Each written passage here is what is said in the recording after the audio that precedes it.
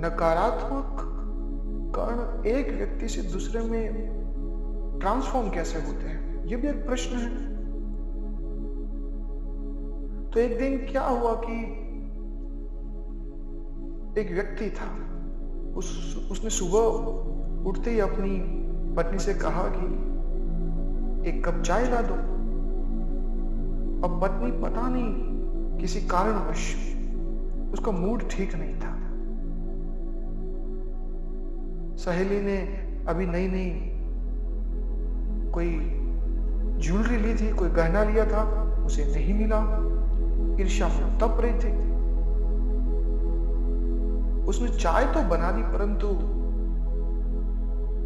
उसका मन काफी विचलित था। मन से नहीं बनाई, प्यार से नहीं बनाई। उसको अपने पति के साथ एक द्वेष की भावना थी, एक फरियाद थी कि मेरा पति उतना नहीं कमाता कि वो मुझे एक गहना तक लाके दे सके। तो चाय बना के उसने टेबल पे पटक दी और कहा, ये लीजिए पिए। पूरे दिन चाय ही पीते रहेंगे क्या? हमारे पड़ोस वाले कहां से कहां पहुंच गए। हर साल अपनी बीवी को कोई ना कोई गहना दिलाते हैं, लेकिन एक आप ही है जो बस 2 वक्त की रोटी खिला पाते हैं। इससे अच्छी तो मैं मेरे मायके में थी। नकारात्मकता के उस कण ने इंसान के ऊपर कैसा प्रभाव डाला, इसका एक बेहतर उदाहरण है। पति को ये बात अच्छी नहीं लगी। उसको लगा कि पत्नी ने सुबह सुबह उसे कुछ जली कटी सुना दी। उसका मन भी खिन्न हो गया। आधी चाय पीने के बाद वो चाय को वही पटक के आगे चला गया। पहले तो पत्नी ही विचलित थी, अब उसका मन भी विचलित हो गया। जैसे नेगेटिव वाइब्रेशन से पत्नी में से पति में ट्रांसफर हुए, वैसे ही ब्रह्मांड में होता है, क्योंकि ब्रह्मांड भी तो इन्हीं कणों से बना हुआ है। किसी ने अच्छा कहा है कि अगर ब्रह्मांड किस प्रकार से काम करता है वो समझना हो, तो हम दूसरे इंसानों के साथ, हमारे परिवार में, हमारे समाज में हम भी कैसे बिहेव करते हैं उसको देखना चाहिए। अगर ये समझना हो कि ब्रह्मांड कैसे चीजों को महसूस करता है, तो हमें ये देखना चाहिए कि हम चीजों को कैसे महसूस करते हैं, क्योंकि हम भी उन्हीं कणों से बने हुए हैं जिन कणों से इस ब्रह्मांड की रचना हुई है। और वैज्ञानिक सिद्धांत के तौर पे इस नियम को कोई झुठला नहीं सकता।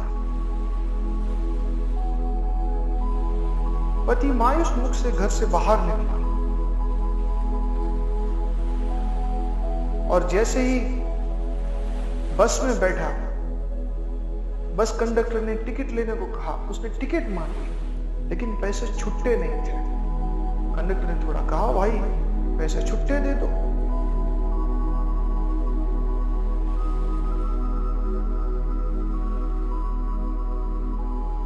इस बात में दोनों में कहासुनी हो गई और पति ने बीवी का गुस्सा कंडक्टर पे उतार दिया और उसके गाल पे जोर से थप्पड़ मार दी।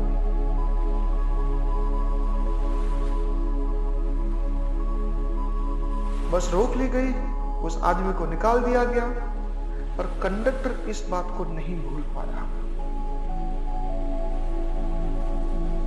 क्या करे, आखिर कंडक्टर था। अपमानित भाव से, पर फर्ज तो निभानी पड़ेगी, ड्यूटी तो निभानी पड़ेगी। सारी बस के जितने भी पैसेंजर्स थे उसको देख के उसके ऊपर ग्लानि के भाव से, एक लाचारी के भाव से उसको देख रहे थे। इस हीन भावना को कैसे आप छिपाओगे? पत्नी से निकली हुई नकारात्मकता पति में चलेगी, पति की नकारात्मकता अब कंडक्टर के पास आ गई। अब कहीं ना कहीं तो ये नकारात्मकता खाली करनी पड़ेगी ना, वरना अंदर ही अंदर ये जलाएगी। नकारात्मकता जलाती है इंसान।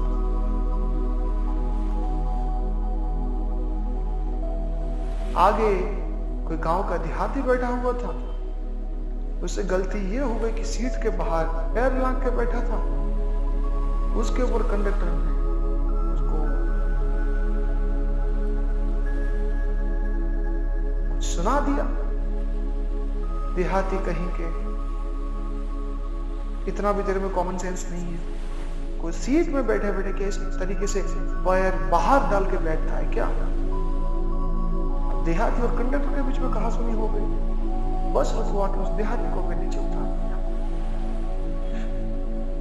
उस गांव के आदमी को काफी अपमान जैसा महसूस हुआ। वो अपने ही उस ग्लानि भरे मन के साथ रोड पे चल रहा था, तभी वहां पे एक पैदल रिक्शा वाला जा रहा था। गलती से उसके रिक्शा का जो व्हील है, जो उसका पहिया है, वो पानी से भरे हुए गड्ढे में आ गया और पानी की कुछ छींटे उस गांव के आदमी के बदन पे जाके पड़े। और ऐसी ही अपॉर्चुनिटी, ऐसी ही तक्का सबको इंतजार करता है कि मेरे मन में भरी हुई इस नकारात्मक ऊर्जा को कैसे किसी और पे मैं छोड़ दूं। एक गहने की लालच ने एक पूरा चेन रिएक्शन बना डाला। तो उसने रिक्शा वाले को गाली दे दी। रिक्शा वाला स्वाभिमानी था, कोई अच्छा और भला आदमी होता जिसके पास सहन करने की क्षमता है तो वो कहता छोड़ो जाने दो, सुबह सुबह किसी का दिमाग खराब है। लेकिन नहीं, सभी के दिमाग में कुछ ना कुछ नकारात्मक चल रहा होता है। वो तुरंत नीचे उतरा और उतरते ही एक थप्पड़ जड़ दिया उस देहाती को। अभी कंडक्टर ने अपमानित किया था और अभी रिक्शा वाला अपमानित कर रहा है। वो गांव का आदमी कैसे सहन करता? उसने भी बाजू में पड़े एक पत्थर को उठाया और उस रिक्शा वाले के सर पे दे मारा। इतना आक्रामक उसे होता हुआ देख के उसने अपनी रिक्शा पकड़ ली और खून को दबाते दबाते आगे चला गया। आगे कहीं उसको एक छोटी सी चाय की टपरी मिली, वहां पानी मांगा, पानी से अपना सिर धोया, एक चाय की प्याली मांगी, चाय वाले ने दे दी।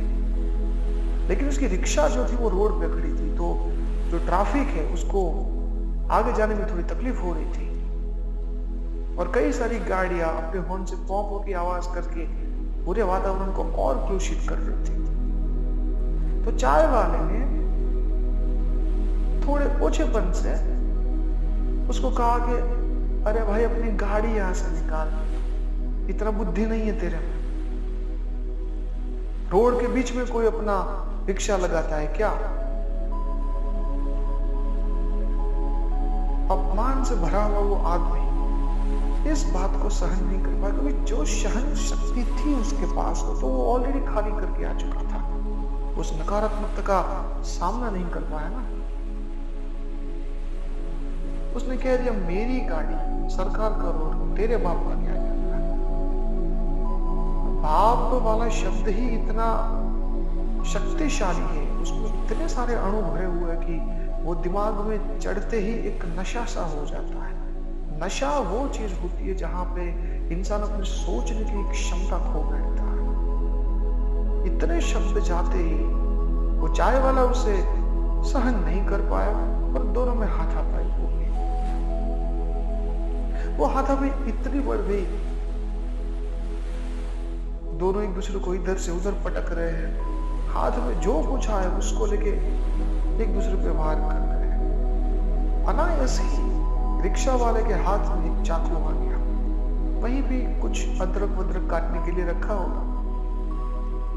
और उसी क्रोध की ज्वालाग्नि में, क्योंकि जब क्रोध आता है तो आपका संयम अपने अंगों पे नहीं रहता। कहाँ हाथ चल रहे हैं, कहाँ पैर चल रहे हैं, दिमाग से क्या निकल रहा है, कुछ भी मालूम नहीं होता। उसने उस चाय वाले के पेट में घूम दिया और वो वहीं ढेर हो गया। ये घटना साबित करती है कि नकारात्मकता अपने इंप्रेशंस कैसे आगे बढ़ाता है, कैसे आगे बढ़ाता है। इस नकारात्मकता को रोक के सकारात्मकता को आगे बढ़ाना, यही मनुष्य का, मैं ये कहूंगा, यही इंसान का सबसे बड़ा चैलेंज है और उसे पूरा करना आसान नहीं। इसकी जो प्रैक्टिस है वो बचपन से ही करवानी पड़ेगी। देखिए, ये नहीं कतई कहा जा रहा कि आप हर चीज को सहन कीजिए, टॉलरेट कीजिए। जहां पे आवाज उठानी चाहिए वहां पे अवश्य होनी चाहिए, परंतु हर चीज रीजनेबल होनी चाहिए, रीजनेबल। जहां पे हथियार उठाने की आवश्यकता नहीं है वहां पे हथियार से काम लेना ये बुद्धिमानी नहीं। भारतीय दंड संहिता, इंडियन पिनल कोड में काफी अच्छा प्रावधान है मर्डर के बारे में। उन्होंने ये कहा कि आत्मरक्षा के लिए अगर कोई किसी को मार देता है तो उसके लिए आपको सजा नहीं हो सकती, पर आत्मरक्षा की व्याख्या क्या है? अगर किसी ने आपको छोटी सी थप्पड़ मारी और आपने उसको गोली से उड़ा दिया, क्या ये आत्मरक्षा थी? बिल्कुल नहीं। ये कतई रीजनेबल नहीं था, कतई वाजिब नहीं था। तो वाजिब होना चाहिए सब कुछ। यही बचपन से सिखाना है, यही गर्भ से ही पल रहे बच्चे के मानस में डालना है कि क्या रीजनेबल है, किस परिस्थिति में आपका बिहेवियर कैसा होना चाहिए। और उसके लिए हम जो वातावरण क्रिएट करते हैं वो संस्कारिता का वातावरण है, और उसमें से बनने वाले वाइब्रेशंस जब बच्चा ग्रहण करके ये सीखता है कि क्या करना चाहिए, क्या नहीं करना चाहिए, क्या अच्छा है, क्या बुरा है, वही तो संस्कार, वही तो संस्कार।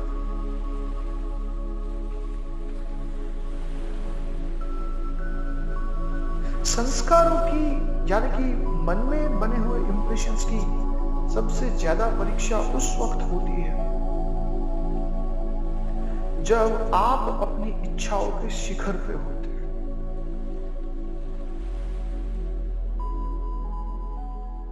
आप अपनी इच्छाओं के शिखर पे होते हैं।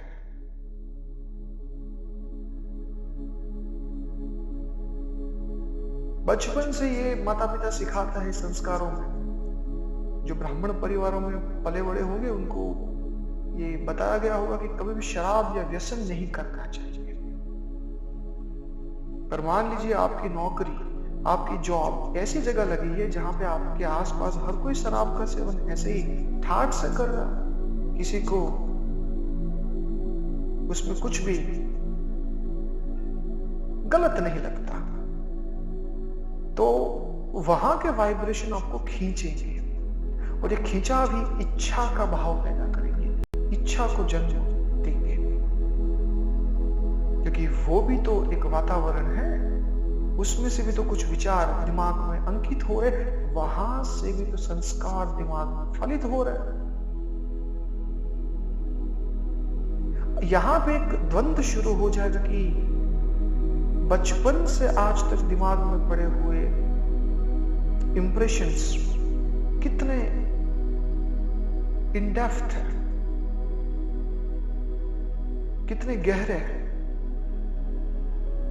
अगर एक क्षण भी ये विचार आया कि क्या हो जाएगा अगर एक पैग भी लगा दिया, क्या होगा अगर थोड़ा सा ड्रग्स मैंने भी ले लिया, किसी को क्या पता चलेगा, उसी वक्त आपके संस्कारों की हार हो जाती है।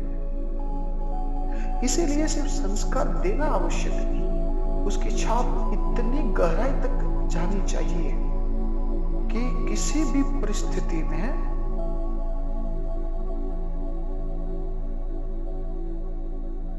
कोई भी व्यक्ति उसे आपसे जुदा ना कर पाए। अगर बचपन से ये संस्कार डाले गए हैं कि कदापि मांसाहार नहीं करेंगे,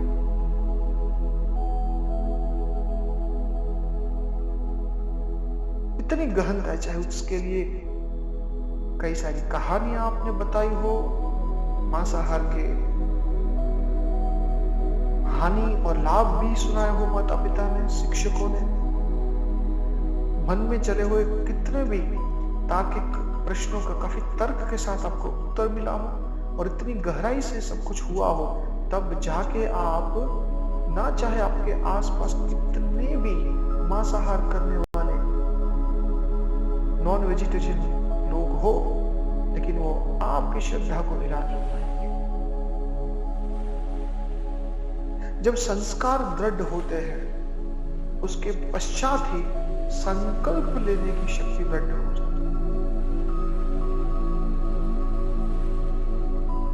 महाभारत में कई सारे वैसे तो चरित्र हैं, कर्ण, अर्जुन, भीम, युधिष्ठिर, दुर्योधन, लेकिन इनमें से एक चरित्र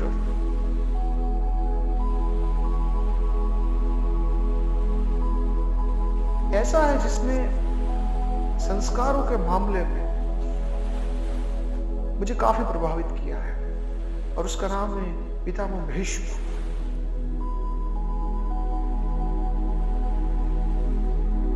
जरा सोचिए कि बचपन से ही उनके दिमाग में क्या इंप्रेशंस पड़े होंगे, किस प्रकार का साहित्य उस बालक भीष्म ने पढ़े होंगे,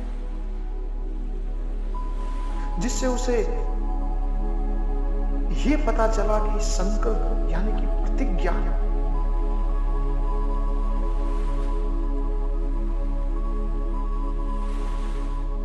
उसका महत्व,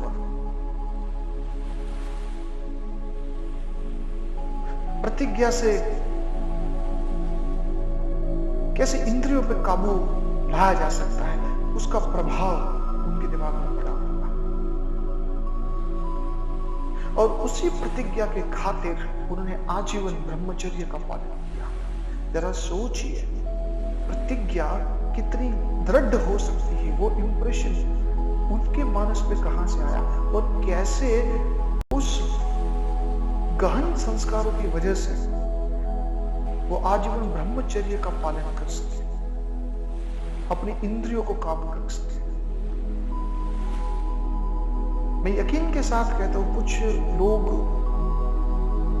जब महाभारत की चर्चा करते हैं तो इस बात को अवश्य कहते हैं कि भरी सभा में जब द्रौपदी के वस्त्राहरण हुए थे तो भीष्म ने अपनी प्रतिज्ञा तोड़ी क्यों नहीं? वो अधर्म था। हाँ, अवश्य वो अधर्म था, अधर्म था, किंतु एक बात भी आप समझिए कि बचपन से उनके मानस पटल में जो संस्कार अंकित किए गए थे, उन्हीं से ही तो उनमें वो दृढ़ता आई थी, ताकि वो ऐसा संकल्प, ऐसी प्रतिज्ञा कर पाए कि किसी भी स्थिति में उसे कोई हिला ना सके, चाहे जो पाषाण से भी ज्यादा दृढ़ थी उनकी प्रतिज्ञा। अगर उन्होंने द्रौपदी की मदद की होती उस वक्त, क्योंकि वो कौरवों के सेनापति थे, सारी सेना उनके साथ थी, सारी आर्मी उनके पास थी, तो दुर्योधन एवं 100 कौरवों में से किसी की भी ये हिम्मत नहीं थी, यहां तक कि खुद राजा की भी, कि वो भीष्म पितामह को कुछ भी कह पाए। किंतु उन्होंने नहीं किया, क्योंकि उन्होंने प्रतिज्ञा की थी कि इस राज गद्दी पे जो कोई भी बैठेगा उसका जीवन भर वो उनकी रक्षा करेगा, उनका प्रोटेक्शन करेगा। कि बिल्कुल वैसा ही है जो बाहुबली मूवी में कटप्पा ने किया था। अगर उस सभा में भीष्म पितामह उस प्रतिज्ञा को तोड़ देते तो उनके संस्कारों का खंडन हो जाता, उनके संस्कारों का खंडन हो जाता। और अगर उनके संस्कारों का खंडन हो गया होता तो उनकी प्रतिज्ञा की दृढ़ता कमजोर हो जाती, और अगर प्रतिज्ञा की दृढ़ता कमजोर हो जाती तो मैंने अभी ये चीज बताई है कि उसकी जो इम्पैक्ट है वो सिर्फ और सिर्फ उनकी एक प्रतिज्ञा पे नहीं आता, उनकी जितनी भी प्रतिज्ञा है उन सभी पे आ जाता। और ब्रह्मचर्य का पालन उन्हीं में से प्रतिज्ञा थी, वो भी उनकी कहीं ना कहीं कुछ अंश तक कमजोर हो जाती। और अगर ब्रह्मचर्य की प्रतिज्ञा लेने के बाद वो कमजोर हो गई तो उसका टूटना काफी आसान हो जाता। कुछ स्त्रियां, मनमोहक स्त्रियां अगर सामने आती है तो उससे विचलित होना स्वाभाविक है। यहां तक कि ऋषि विश्वामित्र जैसे ऋषि भी अपने आप को नहीं रोक पाए थे, जितने तपोबल के धनी थे। अपनी इंद्रियों को इतना उन्होंने अंकुश में रखा था, संयम में रखा था, लेकिन फिर तो हो सकता था कि भीष्म पितामह भी उनका वो व्रत, उनकी वो संकल्प, उनका वो प्रतिज्ञा तोड़ देते। और अगर ऐसा होता तो उनकी कीर्ति,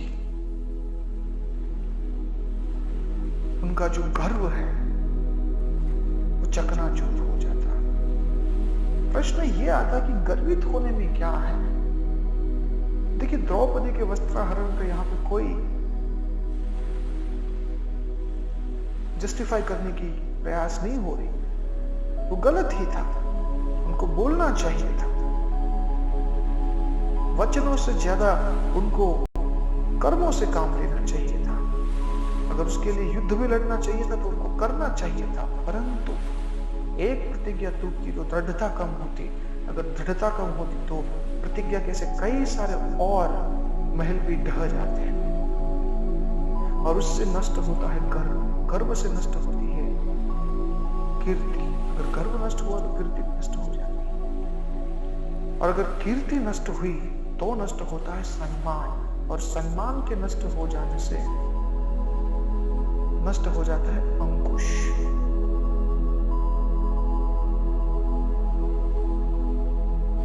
दो उदाहरण हमारे सामने हैं। एक ऐसा गर्वित बंदा जिसको हर कोई सम्मान देता है क्योंकि उसने जीवन में कुछ सिद्धियां प्राप्त की है। मान लीजिए किसी ने 8 महीने तक खाया नहीं, उपवास किए, समाज में उसका स्थान ऊंचा हो जाएगा, क्योंकि ये हर कोई नहीं कर सकता। किसी ने आजीवन ब्रह्मचारी रहने का व्रत लिया है, समाज में उनकी ख्याति बढ़ने लगेगी, क्योंकि ये हर कोई नहीं कर सकता। जब ऐसे व्रत टूटते हैं तो उसके साथ वो सम्मान भी चले जाते हैं। हाँ, भूतकाल में उतना सम्मान अवश्य रहेगा कि आपने इतने सालों तक उस व्रत का पालन किया, और इसके साथ ये भी कलंक आएगा। खैर, एक क्षण आया था, एक परीक्षा आई थी, लेकिन उसके सामने आप झुक गए, आप अड़िग नहीं रहे। और आपके इन्हीं उदाहरणों को फिर समाज में बतौर पाठ लिया जाएगा कि देखिए, इतना बड़ा तपस्वी आदमी भी अगर टूट गया तो हम कैसे करेंगे। तो समाज को भी भटकाने की एक चेष्टा हो सकती थी अगर वो प्रतिज्ञा टूट गई होती तो।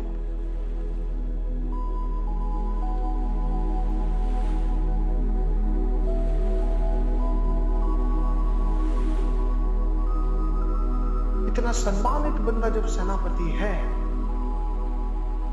तो युद्ध में या सेना में भर्ती हुआ हर एक सैनिक ना सिर्फ कर्म से सेनापति से जुड़ा हुआ है, पर अपने मन से, अपने तन से, धन से, हर प्रकार से वो सेनापति से जुड़ा हुआ है, क्योंकि सेनापति का उसके मन में जो सम्मान है वो अतुलनीय है। इसीलिए जो लीडर्स होते हैं उनको हर वक्त ऐसे उदाहरण सेट करने चाहिए, ऐसी ऐसी सिद्धियां हासिल करनी चाहिए, इसको हासिल करना हर किसके वश में ना हो, तभी तो वो टीम को लीड कर पाएंगे। और अगर मान लीजिए हजारों की तादाद में आपके नीचे कुछ टीम काम कर रही है, कुछ लोग काम कर रहे हैं, और अगर उनको आपके प्रति श्रद्धा नहीं है तो आप उन्हें आसानी से अंकुशित नहीं कर पाएंगे। ये प्रतिज्ञा बल, ये संकल्प बल किसी भी स्थिति में अड़िग रहने का बल ये संस्कारों से आता है। तो संस्कार की इंप्रेशन जितनी गहन होती है, जितनी गहरी होती है, उतना ही दृढ़ आप बनेंगे, उतना ही आपका मनोबल बढ़ेगा और मनोबल से आत्मविश्वास बढ़ता है और आत्मविश्वास से आत्मबल बढ़ता है।